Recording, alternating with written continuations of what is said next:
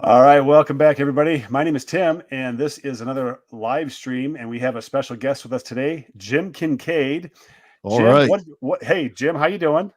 What's going on, Tim? It's an honor to be on your show. I'm a subscriber and a viewer, so it's great to be here. We'll see if it's an honor to be on my show later. Yeah. Yeah, no, it's good to have you. It's really good to have you. I've been a fan of yours, kind of a closet fan for a while. I finally hit the subscribe button. It's like this guy has got a unique way of doing stuff that I really like.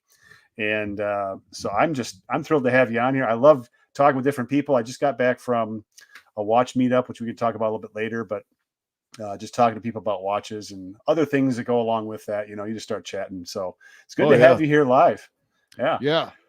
What's your channel? What's the handle at YouTube? Well, I'm Jim Kinkade, just my name. Just your name. And, okay. So you can look me up there. And I started a website, jimkinkade.com, just some of the same information Yeah. from the website. That's under construction. And you're telling me about Watch Crunch. I signed up for Watch Crunch. Same thing, just my name, Jim Kinkade. So you must have a name that just hasn't hit, like you don't have a lot of other Jim Kinkades out there. So you can hit that up anytime and anywhere you want to go. Yeah, it's just Jim Kinkade. No worries. Tim Johnson, on the other hand. Oh, yeah. I have pages. Back when they used to make the phone book, there was pages and pages of Johnsons, let alone Tim Johnsons, Timothy A. Johnsons and all that. So, yeah, I have, it's kind of fun though. It's anonymity. Like I like that. You have to have some investigative skills to actually get the right one. So. Oh yeah, that's true. Yeah. So I had when I was teaching middle school and I had kids that would say, I know where you live. I was like, you got 5 Tim Johnsons. You better pick the right one first because you may end up, getting the cops chasing you. So, but anyway. All right. Well, Jim, you are legendary on the YouTubes for some Casio work. I know it's a lot of G-Shocks. Do you do other Casios other than G-Shocks? Yeah, I have the El Cheapo Casios. I test those out too. All right. And I'm open to any other watch. I have a few other watches besides Casio and G-Shock, but YouTube, the algorithm has decided that I am a G-Shock reviewer. Yeah. And so it's just kind of like pigeonhole my channel into that. Yeah. I just go with it, Right. Well, that's something that I don't think, because when you start, we did a pre-chat here, a pre-conference on Friday. There's you've done some stuff on YouTube prior to this for a while. You want to mention some of that? Yeah, I've had a channel for a long time, and it's always been, a bunch of wacky goofball content. And, I've done everything from cover the New England Patriots to, reviewing supermarket circulars. Yeah. And, it's just been a channel, just kind of, I love making goof videos. And then, last year I started making G-Shock videos, and like I said, YouTube was like, all right, this channel is a G-Shock channel, and it rewards me when I make G-Shock videos, and it punishes me when I don't. So it holds out the little treat for you, doesn't it? Yeah. Here are your views. Here are your subscribers. Here's whatever the other stuff is. Yeah, I don't understand how that is, but I go with it because I think G-Shocks are terrific, and I actually didn't start wearing them until just a few years ago, because I used to have just El Cheapo Casios, but they kept on breaking, know. Yep. And I was like, maybe it's worth it to spend a little bit more money on a tougher watch, because I work in the oil field. I'm a blue collar guy, so when your watch goes, it's like it's gone. Like you look down your wrist, you're like, where's my watch? And you're like, oh, it popped off some point, like way back there. It's MIA. Right. And so money's usually well spent on a watch that's going to stay on your wrist throughout the workday. It absolutely is. Like, it's one of those watches, like, it's so over engineered, you're going to have a really hard time, especially the common person has a really hard time destroying a G-Shock. And you've done some things with your G-Shocks I look at, it's like motor oil. Okay. That's a good one. I haven't seen that one before. Yeah. But it's expected that they make it through that stuff. It's like, it's a definitely. G-Shock, like that's what it is. I get so much grief from people saying that, diesel's going to destroy my watch. If diesel destroys my watch, then it's not a watch worth wearing, Yeah, right. And like, people don't get it when you're changing a diesel filter, on a diesel engine, if you're like I'm a bull in a china shop type of guy. I end up spilling it on me, you know, like my clothes smell like diesel coming out of the dryer. Yeah, yeah. That's, you know, from after being washed. And so like I'm not alone in testing watches with diesel. I got an email from Laco. I think it was Laco watches. They have like a pilot's watch, and I saw some pictures that they put that watch in diesel to make sure that, you know, it stands up to those type of chemicals, you know? Really? All right, Yeah. so that's an overseas company that makes pilot watches, mechanical watches, Yeah. and it was famous for the World War II German Luftwaffe. They had a whole series of watchmakers, just like the Allies did as well, Yeah. and that was part of that group. So that's interesting. It's Yeah. interesting that they would contact you, like, hey, we soak our mechanical watches in diesel. Yeah. That's awesome. Well, we got some people joining us. We got Turd Ferguson, Paul. Good to see you. I'm going to talk about Paul here in just a minute, or a few minutes probably. We were just together in Salt Lake City. Deets, good to see you. Humble horologist. All right. Oh yeah. You know what? This is what I love to do. When it comes to spending time in front of a camera, I'd rather spend in time of a camera talking to somebody else or talking with somebody else than doing watch review after watch review after watch review. I think this is fun. This is what it's all about. All right, Rich is here. Rabadabadoo, yes, from Scotland. All right. Oh, there we Nice. Even from Scotland. All right. Well, we may not catch everybody here at the beginning, but thank you for joining us. And we have kind of a typical structure, I guess you might say, to the show. We do submitted photos, EDC, watch photos, that kind of thing. And then we'll get into the main conversation. And this one's going to be about like real reviews versus tabletop views. And Jim was the poetic inspiration for that. I think you all get the idea of that.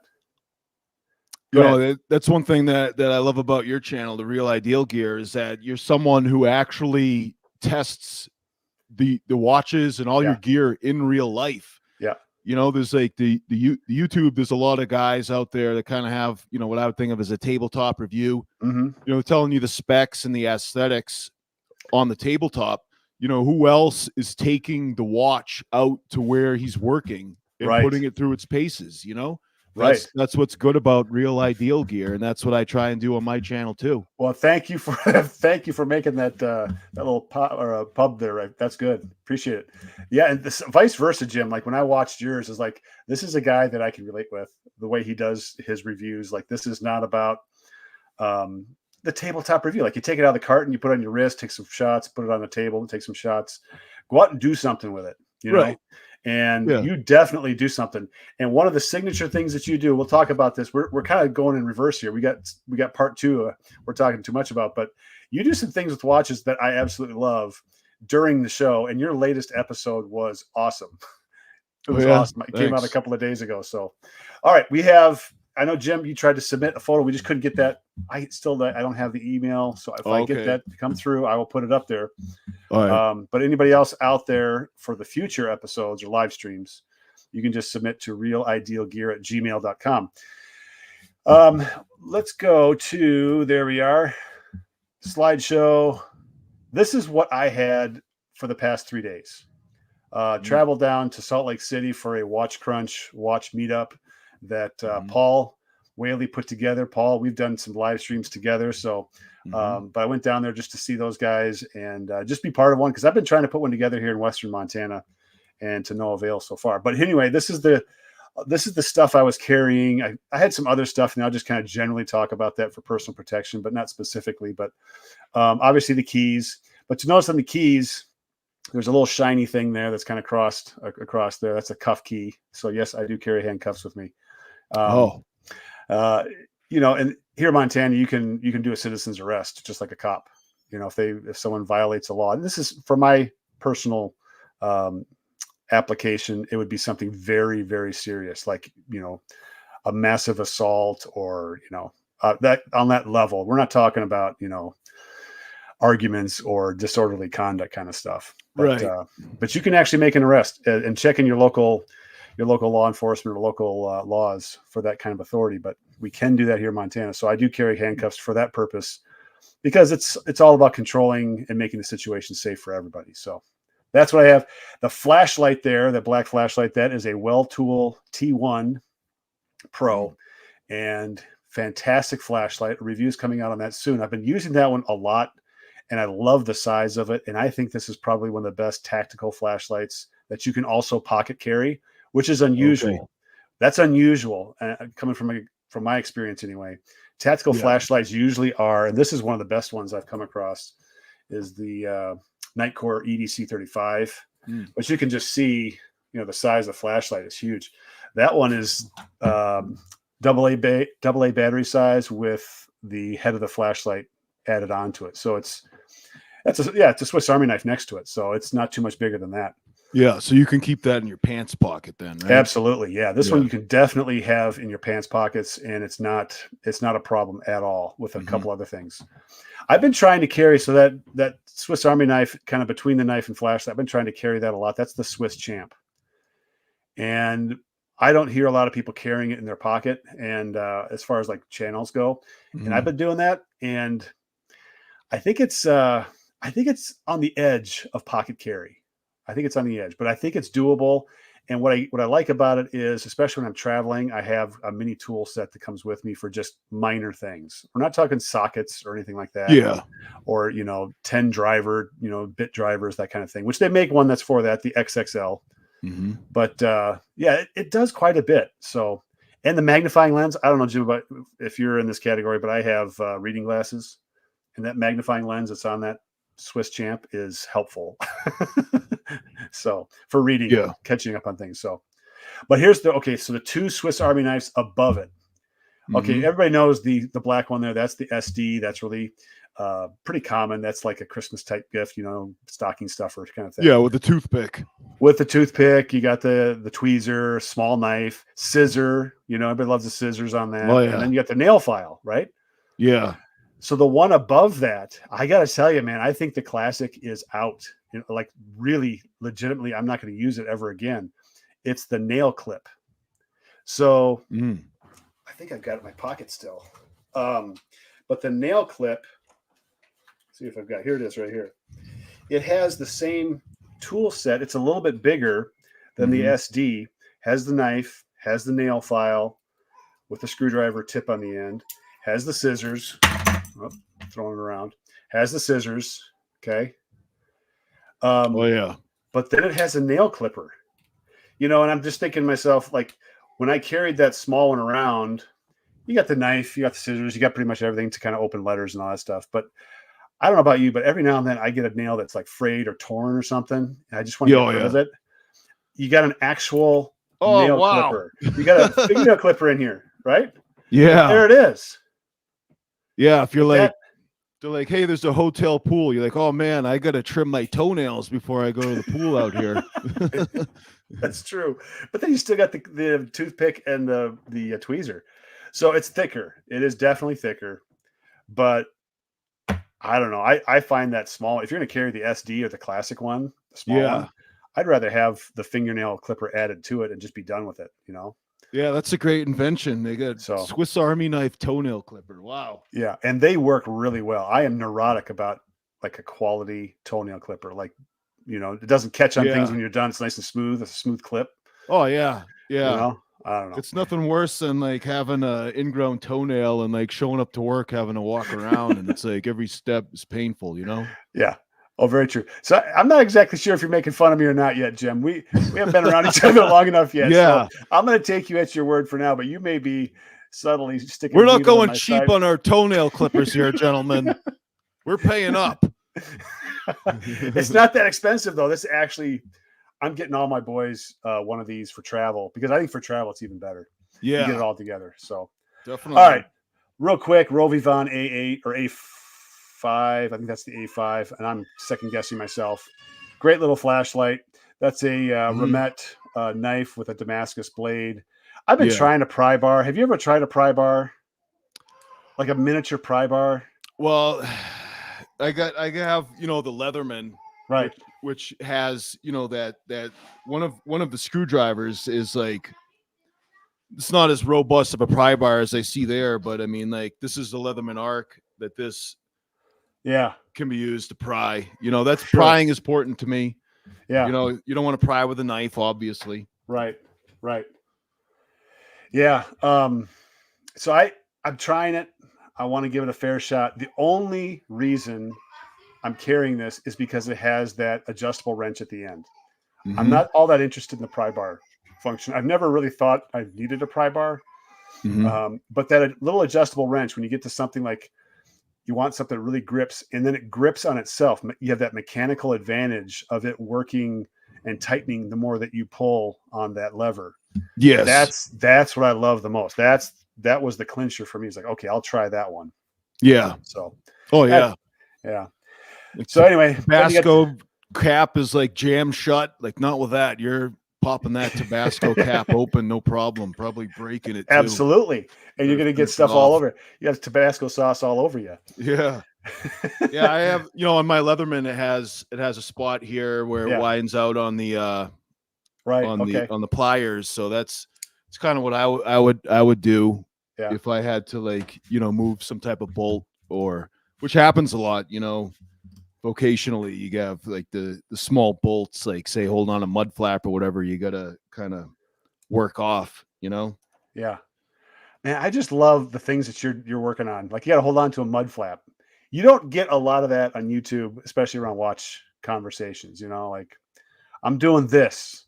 I'm changing a diesel fuel filter. I got my watch on. I'm getting diesel on me, and you just don't Yeah. get a lot of that. That's just cool.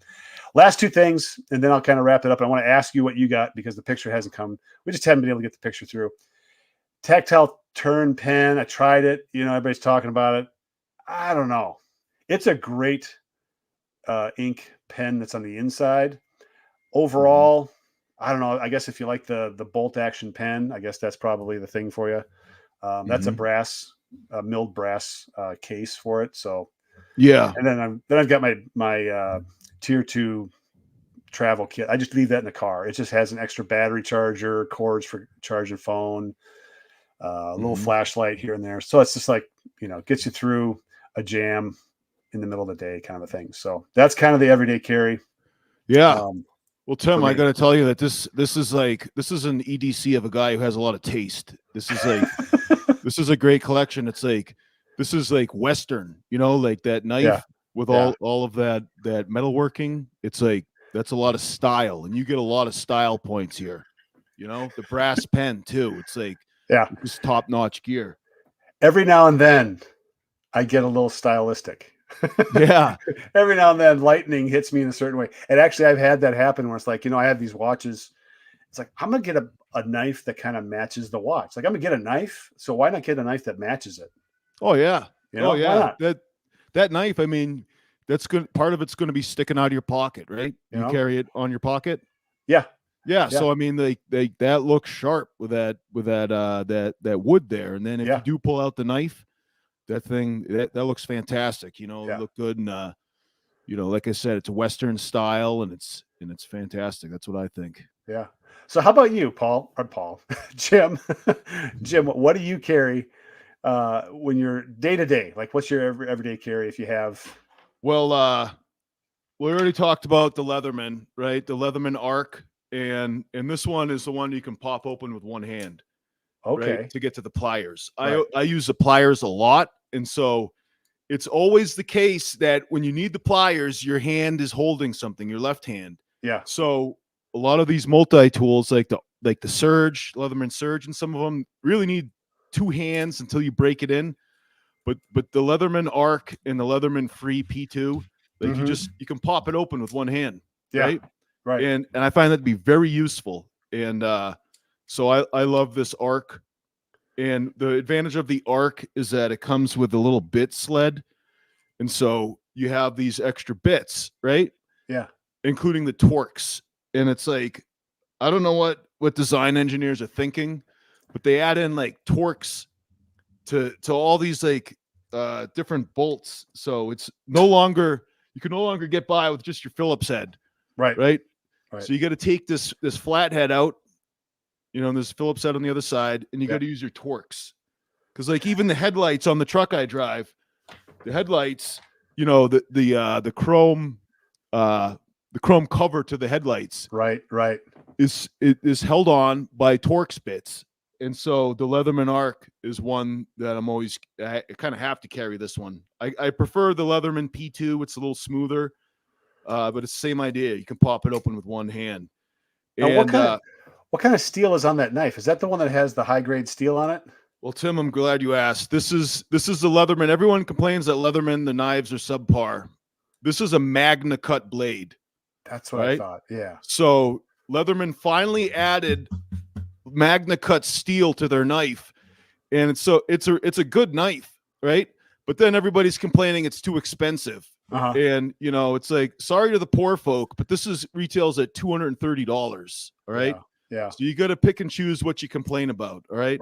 Right. And so I find this is worth the money because when you need the blade, you need the tool, you need the bits. It's right here, and that's the Leatherman Arc.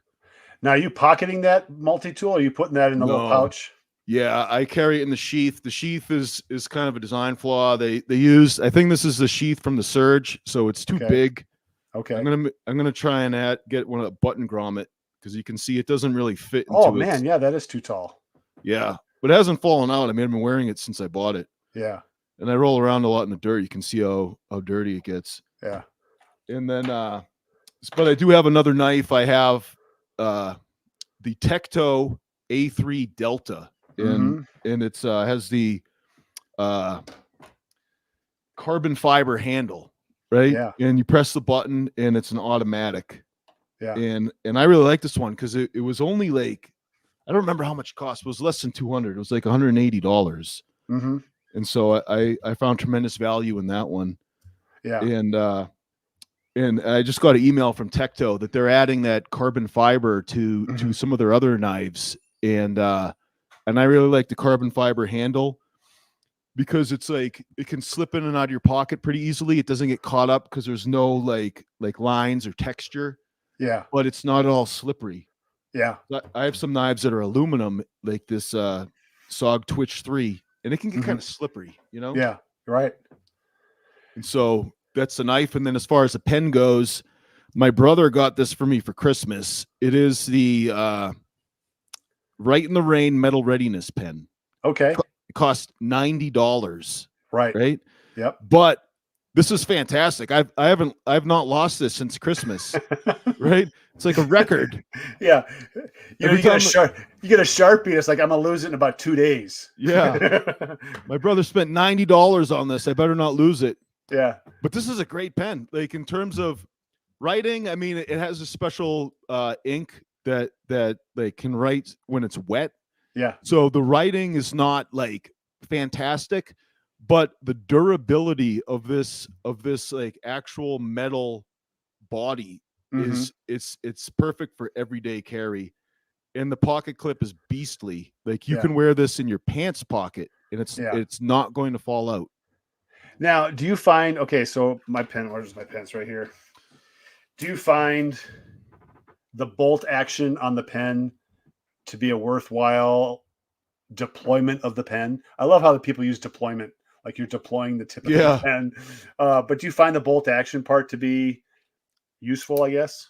Well, all right. So it is a little bit difficult to do. I mean, the good thing about the Metal Readiness pen is that like the stud for the bolt action deployment, when you want to tactically deploy your pen, like it's pretty big, so you can like deploy with authority, even if you're wearing gloves, right? The problem that I have with the plunger at the top is that this is going to bust out.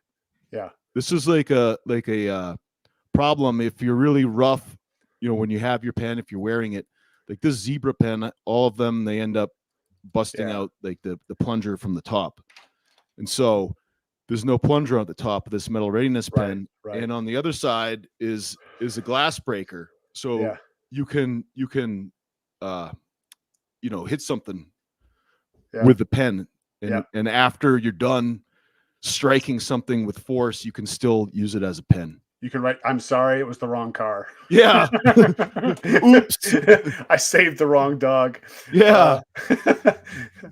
Oh, man. All right.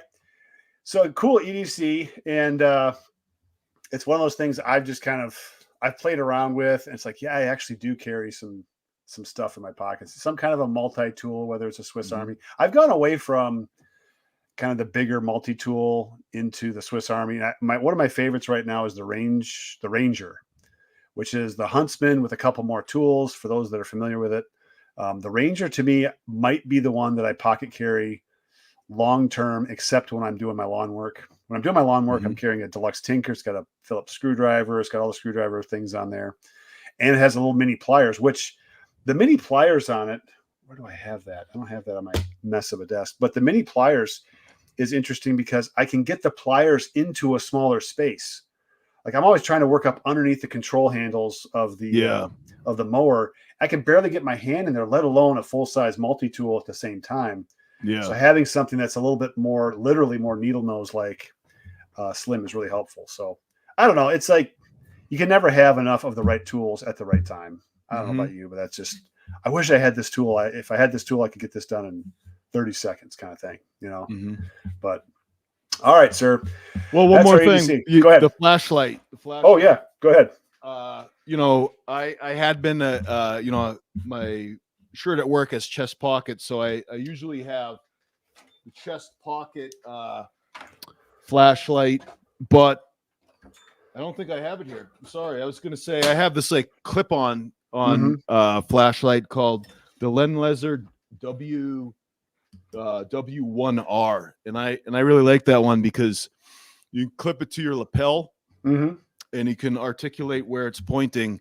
If in the morning you're inspecting equipment and you're walking Yeah. around it, Right. you can have it pointing off your chest, or you can clip it to your hard hat or your hat and have it spinning around. I thought I had it here. I'm sorry, I brought it up, but That's all right. That's all right. it's a Lenleser Yeah. LED. Have you carried a And I'm sorry. flashlight like regularly for a long time, or Yeah, yeah, okay? I did. There was this e-tech at work. He works on like a field electrician kind of, and he had a flashlight in his chest pocket, and I was like, oh, that's like why carry on a flashlight all the time? But Yeah. I saw like he could like click it and look at all the like the wires in the equipment he was working on, and I was like, oh, that's actually not a bad idea. And so I started carrying one the same way, and I was like, I think they call it like a pen light, Yep. and I was like, this is the way to go, you Yeah. know? Yep. Definitely. And that's something that I hadn't carried a flashlight in my pocket until I became superintendent of a school district because I was inspecting things. I was like, what's this doing up here? And doing some work with the maintenance team and with the school board, and like I have to Mhm. see some of this stuff too. So I started carrying around a little Olight, um, a really tiny one. It was only about, I don't know, about the size of this Swiss Army knife, Mhm. but it was so bright, and I carried that thing for probably 4 or 5 years, every day, all day. Like it was, and then I find myself using it more. I don't know if when you started carrying a flashlight, you're like, I'm using the flashlight more than I thought I was going to use. That was the case Yeah, for me. right. So yeah. All right. Well, there's some curiosity about your pen hitting a G-Shock and what would happen to it, but I think we can just let the imaginations go on that one. Oh yeah, it's Turd Ferguson. He's a menace in the comments of my videos, and he's followed me here onto the live stream. So he's Turd Ferguson always stirs the pot. Mr. Ferguson, what are you talking about in there? Turd Ferguson stirring the pot. Um, Yeah. I love that whole Saturday Night Live skit is hilarious. With I can't think of the guy's name now. He just passed away, but what a great name, character name. So, Yeah. all right. Anything else, EDC, Jim? Anything like I'm considering this, or I've got this, I'm gonna check this out, or Yeah, a couple things. I got a Yeti mug, yeah, yeah, and like I'm carrying this around all the time now. I think it's pretty wild. I never thought of myself as a guy who always had his insulated mug, but here I am. I got a Yeti. yeah. So, All right, yeah, yeah. For me, what is it? I think it's this nail clip. I purchased it for travel, mhm. and I know for travel it's going to be awesome. I'm just going to throw this in. I'm not going to bring my nail clipper with or nail file, or Yeah, you have the little pack that you bring with you when you're going for 4 or 5 days. Mm-hmm. So I'm just going to throw that in there. I think that's going to do it. And I might actually carry this on a regular basis just for giggles. I don't know. It just has all the basic stuff, and I don't, I'm not carrying the big multi-tool stuff. So Yeah. that's kind of that. Yeah. All right. Moving on to segment 2. Now we're going to be talking about, we were kind of spoiling this a little bit. Real reviews versus tabletop views. Mm-hmm. We have both watched probably hours and hours and hours of reviews, not just watch reviews, just reviews. Right. And when you mentioned this, I was like, ooh, this could be a hot take. And Paul Whaley told me what a hot take was. I didn't even know what a hot take was until like 2 weeks ago. Oh yeah. But anyway, so you didn't know you were full of them. I was probably doing all kinds of hot takes. I didn't even know it. Well, you call opinions nowadays, they call hot takes. Well, that was just dinner time conversation at my house when I was growing up. We just chew each other out. Yeah. So, but this whole idea of doing something an actual review, put it actually through its paces, and you get some of those guys that do some pretty crazy stuff, just outlandish stuff. Which that's not necessarily a real everyday type experience, but honestly, like getting oil on stuff or getting gas on stuff or dropping it or tossing it. Yeah. And I wanted to save this till now because that last video that you did with the G-Shock box was fantastic. Oh, yeah. But you talking about this one? Yeah. Yes. Oops. Did you hear that? Oh, yeah. It's metal. It's metal. But you kept doing it. And I was like, but it's a G-Shock box. That's what it's, it represents that. Yep. And so anyway, the other thing that you do that I really like at the end of your videos, and you did this a lot during this video with the box, is you're tossing watches around. Like you toss the G-Shock into the box, look at a watch, toss it in the box. Yeah. So give me some insight as to what is it that goes through your mind when you're looking at a watch and testing a watch for a review. Well, yeah, I mean, like I toss a watch around, and then I get like hundreds of comments from people flipping out, like, "Oh my goodness, if I had that G-Shock, I would not throw it." And I'm like, "Sir, I threw it 2 feet, and it's a G-Shock." Yeah. It's like a lot of people, like, I don't know, they want to get a G-Shock to baby it, and that doesn't make any sense to me. Yeah. That G-Shocks are meant to be durable. I'm not like testing them outside the engineering specifications, just throwing them around. Yeah. I do test the limits, but I keep it within reason. Like I saw some guy like drove over a G-Shock with a tank. Another guy put a G-Shock in a one of those hydraulic presses. Yeah. And I mean, like stuff's gonna break. There's a point that it breaks. G-Shocks are meant to be durable for where they'd be living, which is on your wrist, Mm-hmm. So I kind of, to rein in the insanity of tests, I generally I'm only going to test a G-Shock while wearing it. Like even when I got oil and diesel and stuff on it, I was still wearing it. That's that. Otherwise, it would just get out of control. Yeah. And so like I don't understand the mentality of people wanting to baby G-Shocks. I mean, to me, you get battle scars on a G-Shock. Like right now I'm wearing the GBDH 2000. Right. It's like, really mashed in on the front. There's like a lot of battle scars. And that to me, is something that you earn, and I think that I like seeing that, Absolutely. Yeah. That's something that, you mentioned, like, putting it through the test through typical use. At the same time, you kind of like, if it survived being driven over by a tank, that would be meaningful. Yeah. And so there's some curiosity. It's like people rubbernecking in an accident. It's like, I'm kind of curious to see what actually comes out of this. Yeah. And the other thing too is that, like, when you test the watch to the extreme, parts of it may break, but if the central watch is still telling time, then that's noteworthy. Like when you lit up the F200, like the screen shattered, right? Yeah. It was still working. Yep. Right. Yeah. And so that's the point. I mean, like I have some tests planned that, parts of the watch may not survive, but if it's still ticking away, then that says a lot, Yeah. Paul, great comment. People, yeah, we wear a mechanical watch, especially if you wear a watch in the Oh shower. It's like, yeah. oh, you're gonna wreck the gaskets. It's like, you know Oh what? dang. If this is what wrecks the gaskets, then maybe I bought the wrong watch. Yeah. And that's Yeah, for I me. It's know. the fastest way to clean a watch is just wear it in the shower and get soap and water all over it. It's like a Yeah. dishwasher almost. That's what So I do. Yeah.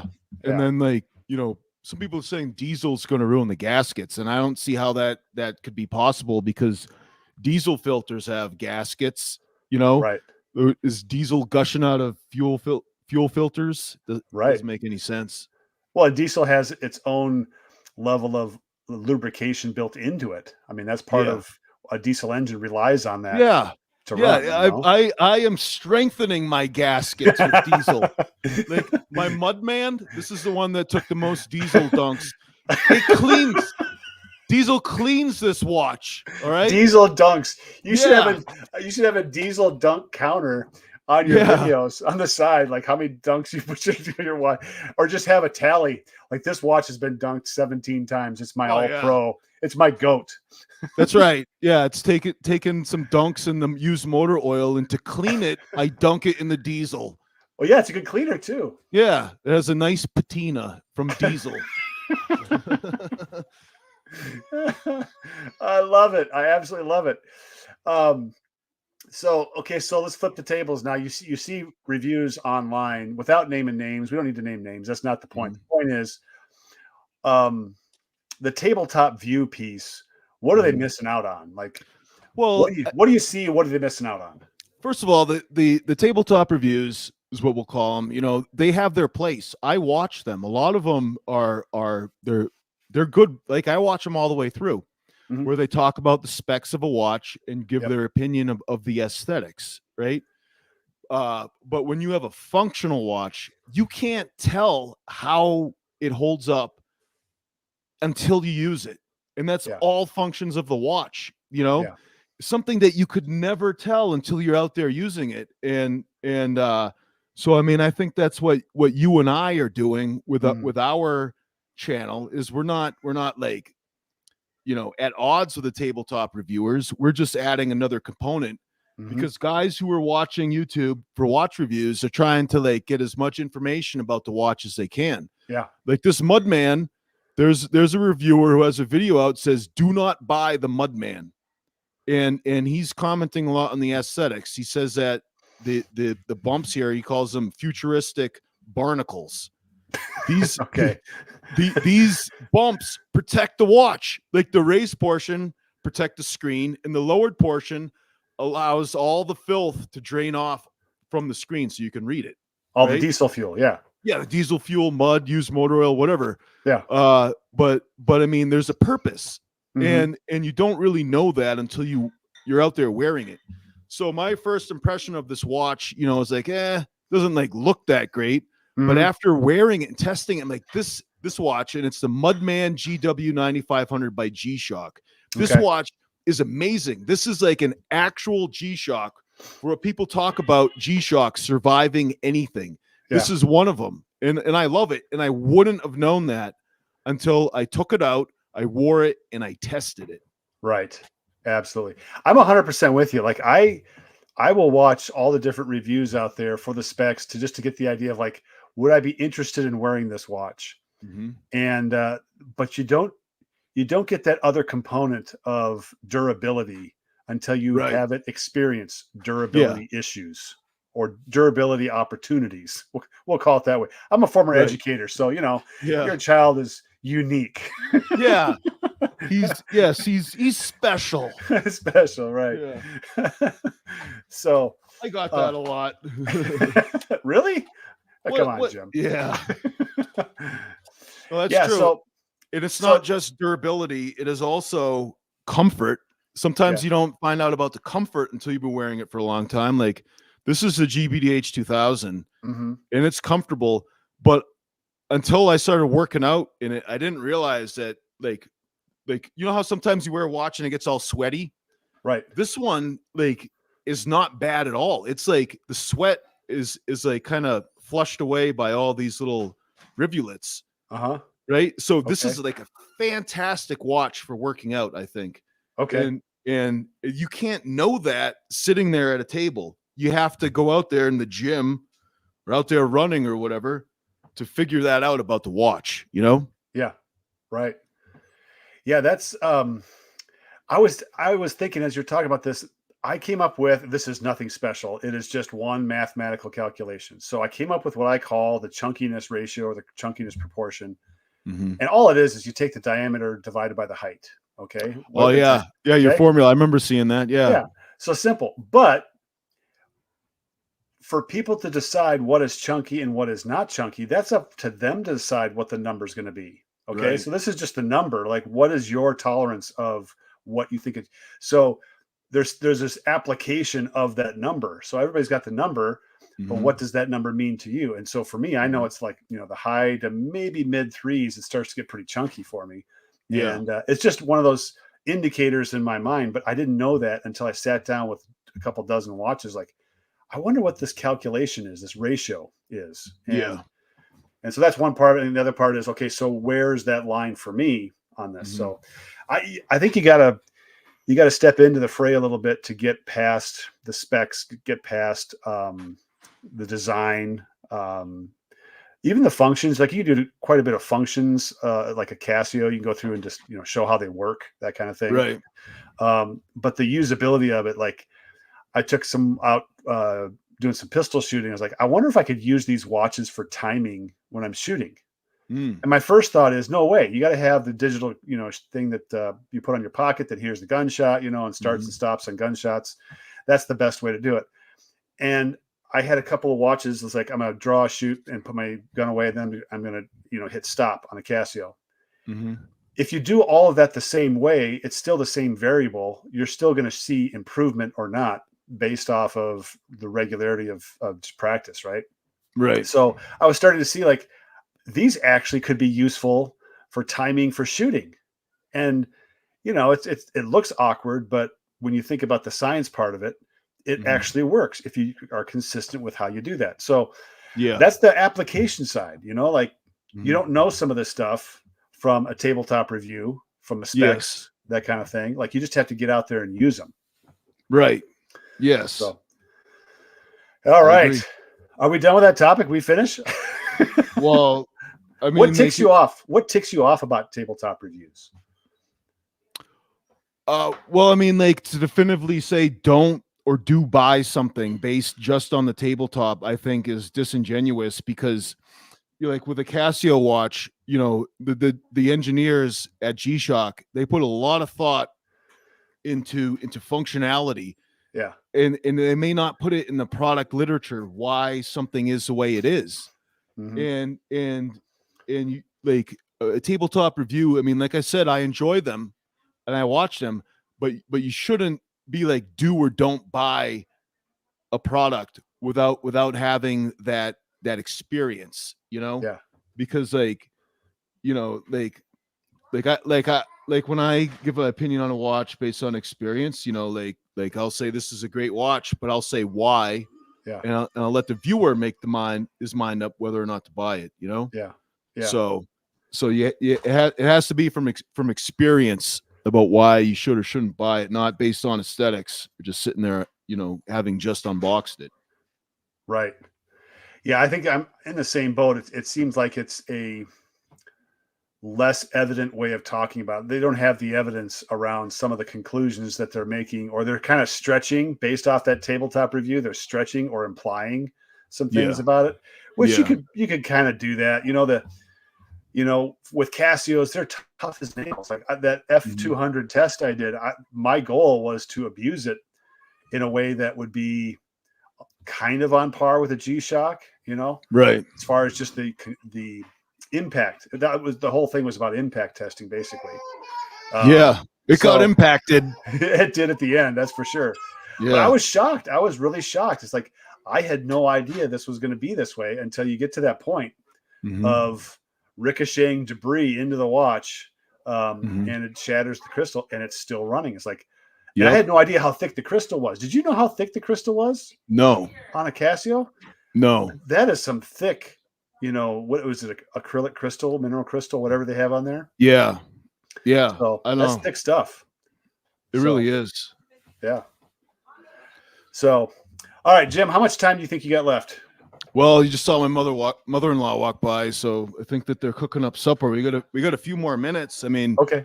we talk like a little bit, just a little bit more about that subject. Yeah. Just that like there are some watches like this one that I saw. This is the GAB 2100 CT-5A, and when I saw this, my brain was like, "Oh, this is a stupid watch." Yeah. But my heart was like, "Oh, you got to buy it. Just try it out." And so I did, and I like it a lot more than I ever expected.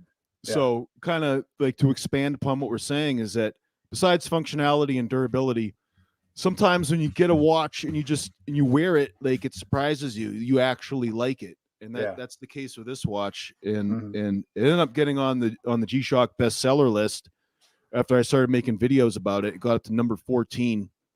So I think that a lot of other guys discovered that this is actually a cool watch, even though it's like eco fabric or whatever. Yeah. Now, is that the Bluetooth? Yeah, this one has Bluetooth. Yeah. You don't. Okay. You don't. Go ahead. You don't have to use the Bluetooth. I don't think I connected this at all, but it does have the Bluetooth on it. So I have one that's Bluetooth, and I kind of like it because you can program. It's a little easier to program in an alarm or an announcement, or I think it's an event. I don't know I forget what they call it, but you can program that in. Not that you can actually read it off of the display because the display is so small. Yeah. But it'll do something and kind of get your attention. But I like that watch. And that watch actually has great proportions in my book. The height off the wrist and the diameter of the watch, and I didn't know that until after I got it, because I was thinking like, oh, this is one of those Royal Oak wannabe Casio watches. It's like I'm not really that interested in it. And it's like, but everybody keeps talking about. I got to see what this is all about. And I ended up liking the wearability of that watch. The wearability is fantastic. Yeah. And I love the analog display. The analog display is great. Yeah. So yeah, there's advantages to analog. People should try it out. Yeah. Yeah. First, you have to learn how to tell time. For those that have learned in the digital age. Now, when you went to school, did they spend time teaching you how to read an analog clock? Yes. We learned about that in elementary school, but way back in the 80s. Yeah. That's a fading topic in public schools. Some schools are not spending time doing that because everything's digital. In a way that was never like that when we were kids. There was digital watches out there and everybody was complaining about it. It's like, oh, you got to be able to tell the time. And you also have to do long division. Can't be using calculators. Yeah. Got to write in cursive. Yeah. Oh, you're not going to have a calculator in your pocket. Remember hearing that as a kid? Yeah. Yeah. What are you going to do if you have to make change and there's no cash register? Yeah. You pull out your cell phone here, your smartphone, and you can do all the exchange rates and everything right off of that. It's like, it is so. My teachers have probably rolled over in their grave because I think they're all dead by now. But like, oh my goodness. Yeah. Anything else on the tabletop review versus real? I'm trying to think of anything else. For my channel, while you're thinking. Yeah. And this is why I chose Real Ideal Gear Reviews. It's like, what is the reality of this watch for me as I'm wearing it? And so I wear it mowing unless I know it's a watch that I shouldn't wear mowing, like it's a dress watch. I'm not going to do that to it. But pretty much everything else is going to be behind a lawnmower, which is pretty low vibration, pretty low impact. There's really not a lot to it, but it's the entry into, some heavier work. And then if it's more of maybe a dive watch or a Casio, I'm going to start putting it behind the chainsaw and I'll start doing some split wood with it and stuff. I've split wood with this one, which is the data bank. Oh, okay. Yeah. What are you wearing, by the way? I didn't do a watch check. Oh, well, right now I have the GBDH 2000 because me and Denise, we went for a little bike ride. Yeah. And so like this morning I went to church and I had on my church watch, which is I have this snazzy looking Casio as a church watch till I can save up for one of those metal G-Shocks. Yeah. This is the MWQ100. Okay. So this is the one I wear to church. You can see how nice and shiny it is. But after we got home, we went for a bike ride, so I threw on the GBDH 2000, Yeah. which is, the fitness watch. And that's what I have on now. Yeah. Yeah. And you've also, just because I've seen this on your videos, so this is not private, like you've lost some serious weight as a result of all the Yeah. stuff you're doing, including wearing a health watch, a health information It watch. it helped a lot more than I thought it would. Yeah. Like wearing this fitness watch, I was like, Yeah. I don't need that. It's a crutch. I can just use willpower. Right. But the step counter and like all of the fitness, telling you your fitness and everything, Yeah. that helped me like way more than I thought it would. And even just having the fitness watch on my wrist it's kind of like, tying a little string around your finger to remind you that if I was like, I don't want to work out, I'd be like, did you just spend $400 on a workout watch to not work out? And be like, oh yeah, I'm going to the gym. Or like if I'm at the grocery store and they have like the freezer with all those delicious popsicles, I'll start reaching in there and then I'll see my watch. I'm like, oh, I can't spend $400 on a fitness watch to get these popsicles. So, unless you're going to measure calorie burn from eating a popsicle. Yeah, I got to earn it first.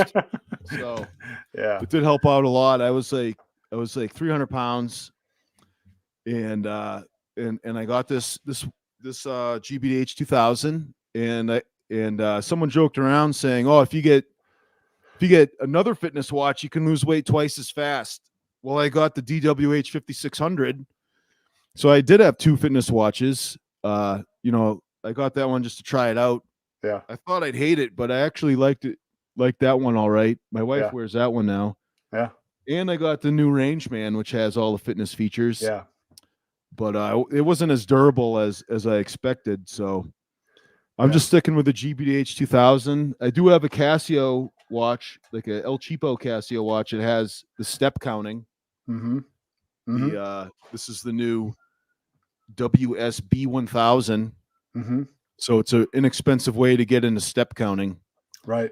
So yeah, the step counting, people, when I first got this, people are asking me about the step counting accuracy. And I was like, it's kind of lame. Who actually counts steps?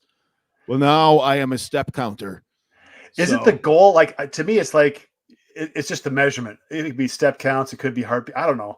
But it's like there's this measurement that happens that you're aware of. Like, I haven't hit this mark yet, and I want to hit this mark. Yes. That's right. Yeah. And over the course of a day, you want to have done, like, worked out a certain amount, let's just say. Yeah. You can, like, if you have a blue collar job, you're going to be kind of working out while you're working. Right. Well, you can even that off with your after work workout. If you're walking a lot during the day, maybe dial it back a little bit in the gym, or vice versa. So that's the advantage of having a fitness watch on all day. And that's what I like about your reviews, because you have multiple reviews on a watch, but every review that you do on the same watch is a different angle. Mm-hmm. And it's another reality check on a particular topic. Mm-hmm. And that's where I think the tabletop reviews don't quite do that. It's a one and done. And I'm guilty of that. I look at my videos. I'm trying to move away from that, because first of all, it's expensive. Mm-hmm. Second of all, it's just not that interesting. It's the same canned thing. Where when I see your reviews, it's like, man, this guy's, he was out hiking with his family and he did something with, it's like, that's a really interesting approach. Or the solar one you did on the solar charging. That was another really interesting one, where you just spent time on the one aspect of the watch that was application based. So I think that's fantastic. Yeah. So, I mean, people want to know, like, they ask, like, to me, YouTube is it's all about comments. It's about, how I met you in the comments. Mm-hmm. So there's back and forth. And if someone wants to know about a watch, may or may not want to buy it, they want to know about the solar charging. Well, I'll just tell him what my experience is. It's up to him whether he wants to buy it or not. Right. But I'll give him that information. Yeah. Well, it looks like you may be getting ready for dinner. Am I correct? Like, you should be going? Yes, sir. Okay. My son is his birthday, so. Oh man. We got another little birthday party going on. You got to be on time. Any parting words, ideas, things that you've been watching on YouTube that, anything that just kind of wrap this episode up, this live stream up? Well, I mean, I always end my videos with a Bible verse. It's John chapter 14, verse 6. Mhm. Jesus says, I am the way, the truth, and the life. No man comes to the Father except through me. Yep. So I mean, I would just want to end this live stream with that, because I talk about watches, but what's most important to me is that I believe in Jesus. So I'll shill for Jesus. I don't care. So I'll add that in, and if you get nothing else out of my videos, hopefully you learn a thing or two about Jesus. Yeah, I appreciate, as a fellow Christian, I appreciate your courage in that, and it's actually encouraging to me to do that more, because that's not something that we're supposed to keep private. That's something we just share respectfully, but we share it. Yes, definitely respectfully. I mean, Yeah. just throw it in, and Yep. then I hope that my video has a positive impact, and I know, Tim, that yours do too. I've learned a lot from watching your videos, and I enjoy them. Yeah. Well, I appreciate it. Well, you go have a good time with your family. Happy birthday to your son, and have some cake, but watch the calories now. Oh yeah, you didn't buy that $400 watch to eat a bunch of cake. Yeah, that's true. That's true. I'll just stick with carrot sticks. That's true. All right, man. We'll catch you again next time. We got to do this again some other time. All right. Oh yeah. Thanks a lot, Tim. I really appreciate you having me on, and I had a lot of fun. All right. And everybody that's watching live, thank you for watching. And for those of you not watching live, leave a comment down below. Let us know what you'd like to see in the future. And I would love to get together with you again, Jim. So you take care and have a good night. 10-4. Talk to you later, Tim. All right.